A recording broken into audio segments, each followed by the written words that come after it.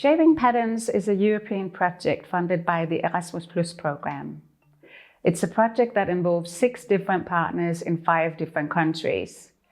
The partners all work with art and culture in children's everyday lives, so they have strong collaborations with primary schools. And the Shaping Patterns project is about collaboration between art and culture professionals and professionals in primary school. The project is based on programs that the partners have developed in their local communities, where they have concrete collaborations with art and culture professionals and collaborations with teachers in the schools. Thematically, the project is about sustainability. It's about how you can work with sustainable subjects with an artistic approach.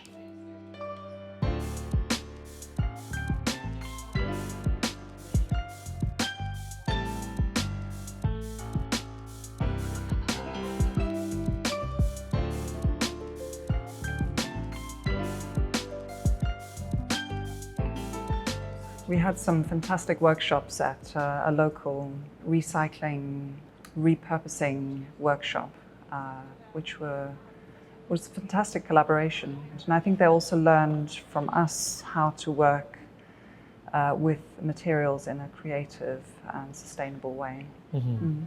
And in a quite high quality also.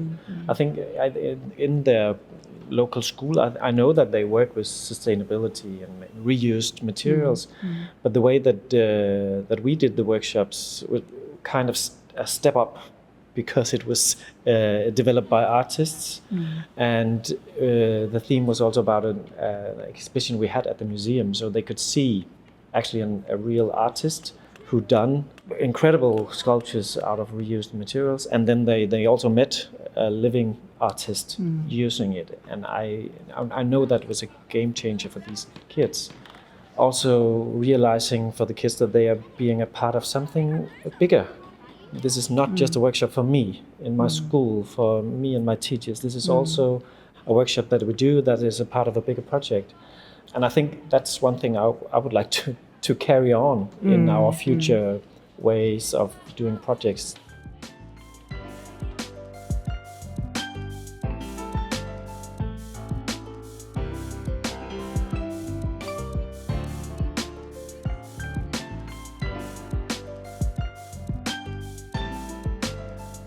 We invited different ages of students, and basically we raised questions such as, what is art for them? What materials would they use? How would they imagine their art studio? And we kind of talked to them about the concepts of this European program in a more easy way, of course, and approachable to the ages. So the process was really like a storytelling of each student, bringing something from their own home, own culture, something that symbolizes their identity, basically, cultural identity. And that was a great tool in order to start a narrative around their personal history. And at the end, finding common threads. I think for us it was very important to build something with familiar materials and methodologies, so they can feel that it's already theirs, that they have a voice in this. They have a way of suggesting, a way of being, and it's theirs basically, and it's not ours.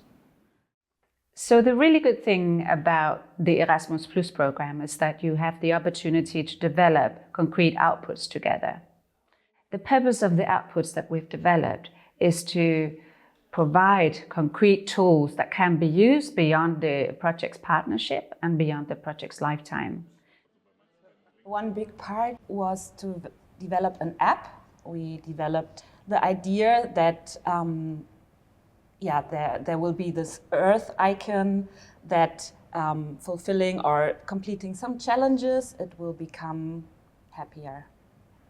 It is really beautiful. You can see it in the content of the challenges that all of us have like a different approach, and this comes together in the app.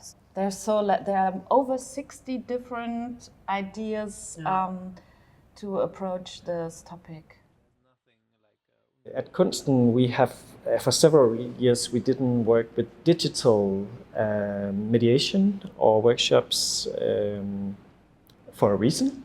And in this project we were forced, because it was also about developing this app, and it has actually been quite fun and very meaningful, and the process has been very exciting, and I think the outcome is also, I'm very proud of it, and I really hope that kids will use this.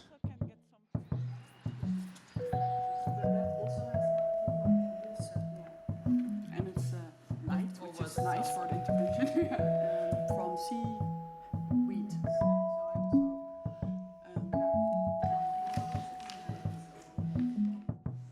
So we wanted to create a traveling intervention that we developed with children together, that we could travel around Europe to all the different partners and then involve with the children that are living there.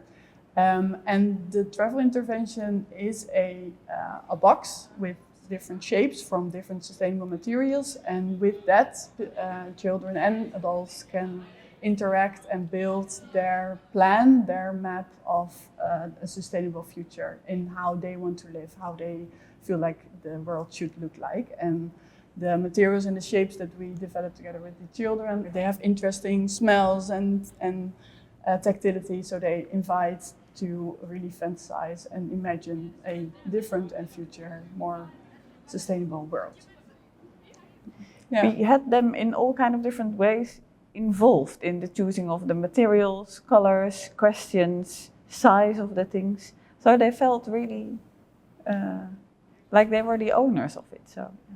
And because we developed it step by step, so first from your own house, then the collective space, then the materials, and then all, it gives them some agency of shaping their own world, or at least imagining their own world, and then making it more tangible in these materials and all. And I think that was something that I really liked about it. Yes, I also really liked for them that they found it amazing that they could make something that children in Greece or Czech or Denmark would play with.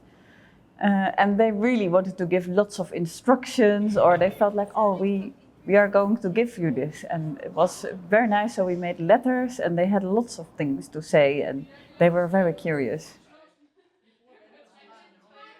If we talk about the travel intervention, which was produced by 𝘀𝗵𝗽𝗴𝗽𝗀𝗽 from Holland, and that's traveled around to each institution. We received it as the first partners, and it was very inspiring working with it, seeing how the children looked at their cities and looked at actually planning and the things that they thought were important, and the imaginative devices that they used was fantastic.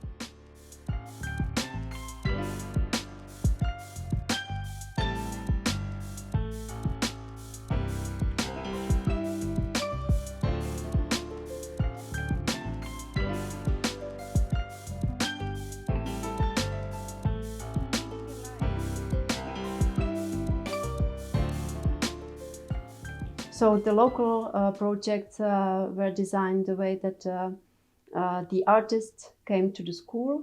The whole process was happening in schools, but also outside, because it was a lot connected with like the herbal knowledge and with the gardening and knowing the seasons and working outside, but also in the gallery, because there was like an exhibition devoted to animals. So that was a different site of practice, but also we were empowering the children in decision making and what they're going to do, how they're going to perceive the world, and how the sustainability, how they can like understand the word itself as well, and like all the issues which are connected to it. This was empowering them, you know. And also it was really nice because municipality acknowledged the project. They liked it because it was like pilot project for us, because of the shaping pattern, we could allow like this project to happen. But next year, the municipality find it really interesting, so they asked us to do it and they fund it. So now it's like an ongoing thing.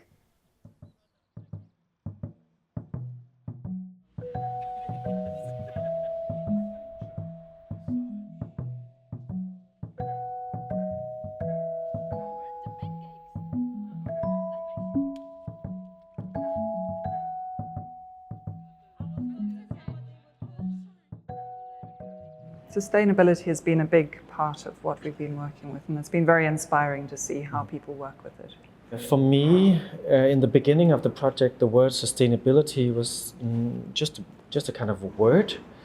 And as the project moved forward and we met and we developed the app, we developed the travel and intervention, I realized that this is actually the main goal, actually, not only for the kids that meets the interventions or the products that we produce, but also for us as institutions, that I have become more aware. From our approach, really, when we were discussing what is sustainability for us and how do we position ourselves in terms of sustainability, and time was a key word that came up when we were brainstorming, which means that something that holds, something that is conserved, endures throughout time, which means that it has strong roots. And these roots basically are relationships, human relationships. So in order to really create trust between humans, you need time for that. And this program really gave us this experience to know each other, even like talking about work and even walking and looking and learning about each city. It gave us this opportunity of trusting and then exchanging all these ideas. And that is, for us, I think, something sustainable. I think everyone is concerned in their own way about the world and how it can still be a livable space for us and for animals and for nature, everything. But they're all different, they approach it differently. So maybe it's really about nature and the garden and all that, like really tangible in that sense. But it's also like achieving a more livable world. It's also about how we interact with each other, and some partners were more involved in developing that, in how we connect and how we work together and collaborate. And I think we need all of that. So with all these different elements together, it gets to be more like a comprehensive understanding of what sustainability is. About how we make decisions together and how you could do that. So every voice counts, every child counts. So how can we feel everybody that they keep on feeling like, yes, my voice is heard, I have something to say and I have some power to change it.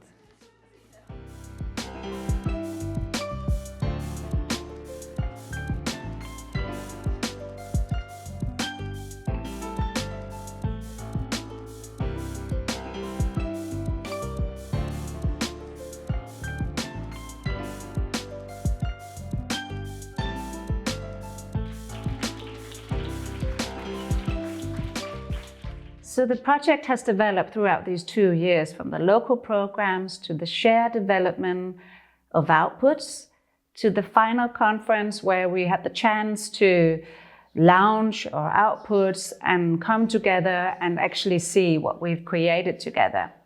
Altogether, we had the opportunity to exchange praxis and getting to know each other and also getting to know ourselves better through this international collaboration. It's been a wonderful experience to meet these partners and actually be able to develop something concrete together. And we really believe that we developed outputs that are relevant and can be used by professionals beyond this project.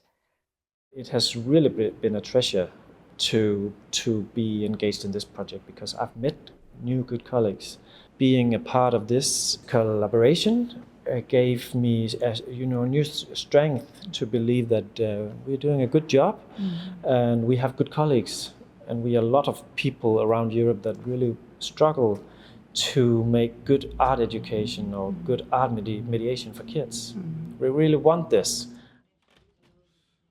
I think this meeting of other culture or different, you make the distance to reach to another country, and it's something like you live in your bubble, and then suddenly if you make the distance to a different culture, somebody just pops your bubble straight ahead and you see new things, yeah? And you would pop your bubble also in your country, but it just takes so much longer, yeah? And if you make this like international connections and you see, oh, this is actually possible, they do it this way, they do it differently, yeah? It's just like making a big jump, yeah? But also, I think we have to help each other.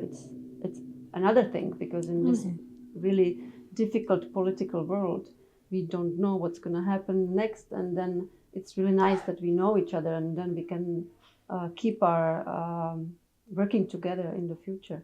That's also important. I think it is really good, especially in the educational field, to work with people and learn about their societies as well, because in the school you learn a lot about a country. Yeah, it helps us get to know people from different countries and to understand each other and learn from each other. And it's very helpful, and I think it's a really good initiative from EU to help us to grow together as European Union. It's like really building bridges. Yeah. You have a deeper understanding of each other. Yeah.